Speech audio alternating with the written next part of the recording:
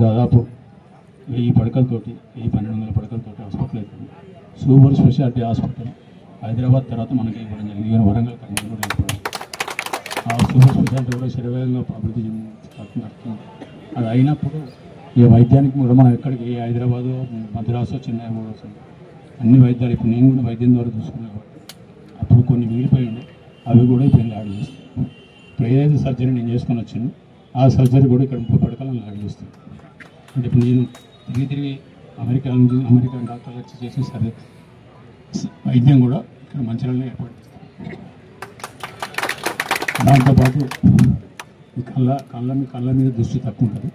దానికి కూడా అలానే 30 పడకలతోటి కళ్ళ శ్రద్ధతో కళ్ళ హాస్పిటల్ ప్రారంభిస్తాం.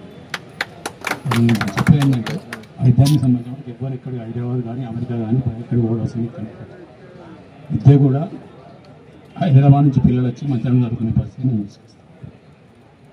ఇక్కడ ఏదైతే హాస్పిటల్ 30 అందరూ 30 పడకలు ఉంటాం. 30 పడకలు ఎందుకు 30 పడక కన్నా ఎక్కువ 4 జనాలు కట్టి మనం ఇబ్బంది పడాల్సింది.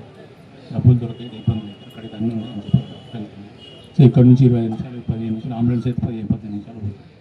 సో ఇక్కడ నుంచి హాస్పిటల్ 2 మండలాలు వాళ్ళు కూడా వదిలిపెట్టారు. ఎందుకు వాళ్ళు కూడా సరే 10 పడకలతో ఇక్కడ దండపెన్నా లేకపోతే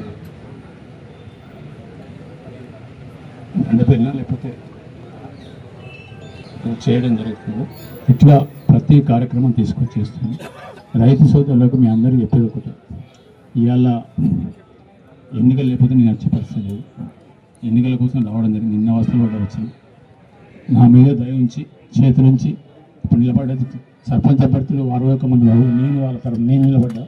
గుర్తుపెట్టుకోండి, 61 సర్పంచ్కి ఇచ్చి రాష్ట్రానికి మళ్ళొక సందేశం పంపిద్దాం.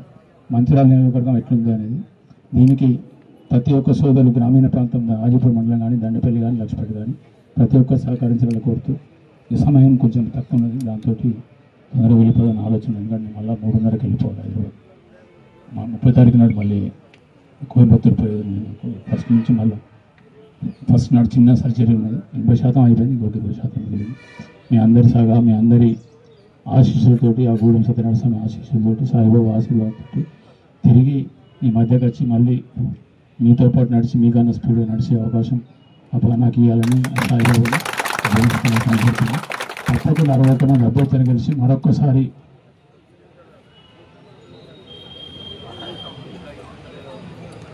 దానికి ఒక సందేశం ఇవ్వాలని కోరుతూ ఈ అవకాశం ఇచ్చిన ప్రతి ఒక్కరికి అసలైన తొలి వెలుగు. ఫాలో వాట్సాప్ @తొలి వెలుగు official.